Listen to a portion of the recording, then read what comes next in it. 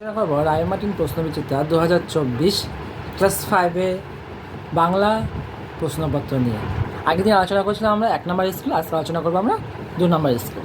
দেখে নিই 2 নম্বর স্কুলে কী রয়েছে। দেখো,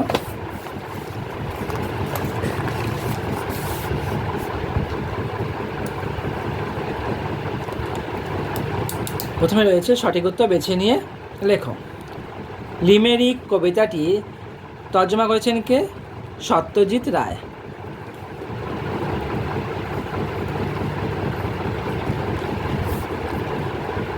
বিকট হুঙ্কারে বাঘ ঝাঁপিয়ে পড়ল তার উপর।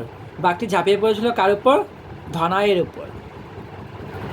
এমন কিছু শব্দ আছে যা দিয়ে পুরুষ বা স্ত্রী কিছুই বোঝায় না, সেগুলিকে বলা হয় ক্লীবলিঙ্গ।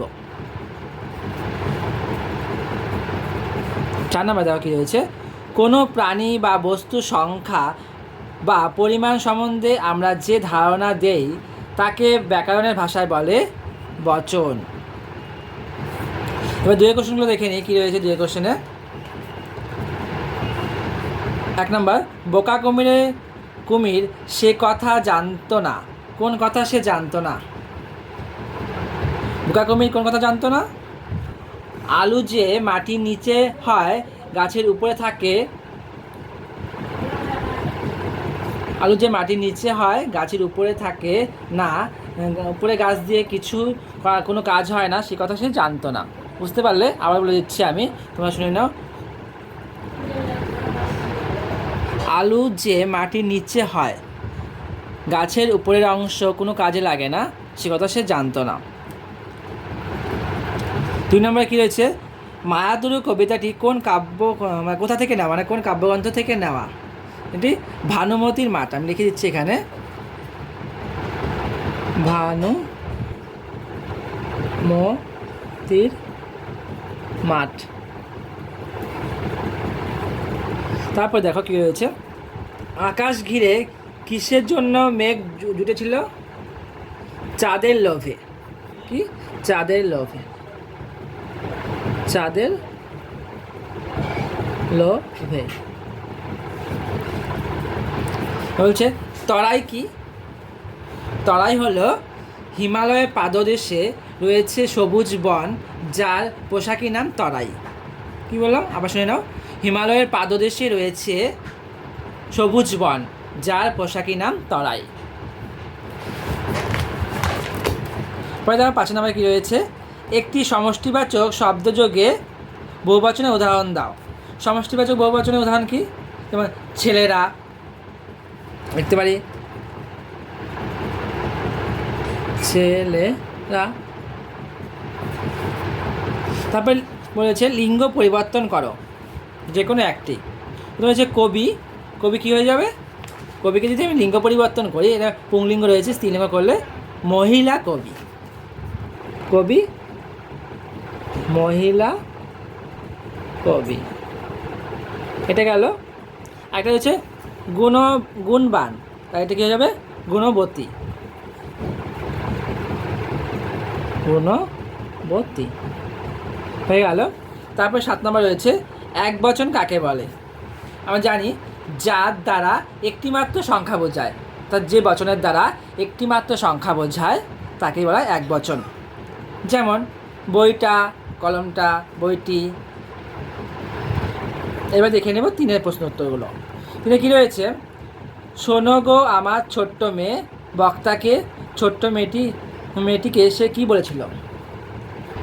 এখানে বক্তা হলো বনের পরী। এখানে কী বক্তা হলো? বনের পরী। দেখে নাও, আমি এখানে পড়ছি বনের পরী। আমি কাছ থেকে সব কিছু স্বচক্ষে দেখেছি। অর্থাৎ বনের পরী বলছে আমি কাছ থেকে সব কিছু দেখেছি।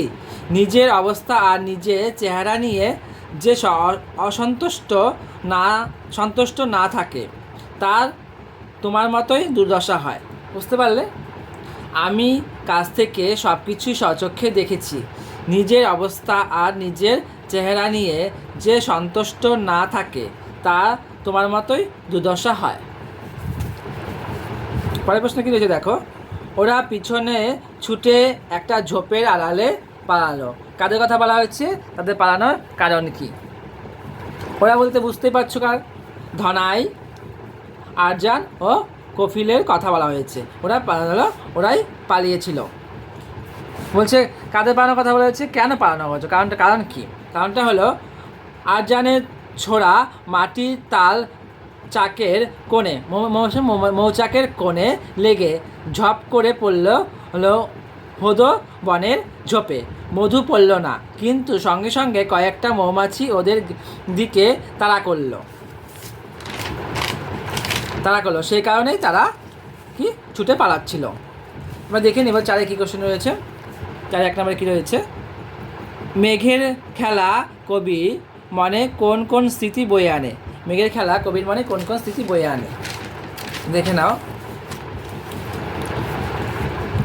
ঘরের কোণে লুকোচুরি খেলার কথা, ছেলেবেলায় বৃষ্টির গানের কথা, ঘরের মিটমিট করে আলো জ্বলছে, দেওয়ালের কালো ছায়া মনে পড়ছে। এইসব কথাই কবির মনে পড়ছে।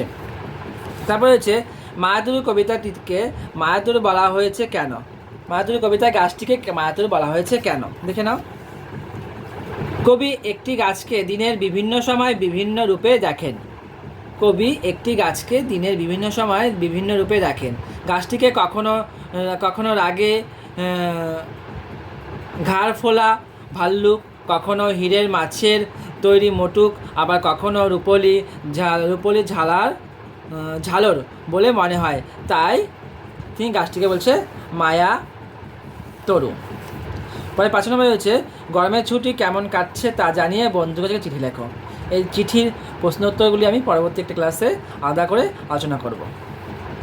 আজকে এতটুকুই থাকলো।